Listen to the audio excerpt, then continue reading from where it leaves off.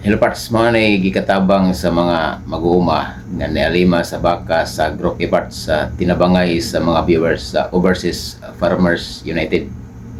Gikan pagpalit sa baka parts 14 ka buwan nanganak parts nya ang usa ka mag-uuma duha man nagatasan, unang manganak ng gatasan ila nya sunod tuig parts na napoy mga nakay adto na budto sa membro.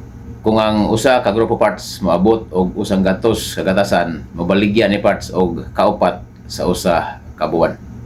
Unya pagka sunod adlaw parts mao na ni kolor sa baka parts liwat sa inahan kay lahi man kolor na parts kanang bagong inanak kay basa pa man sa inumlan.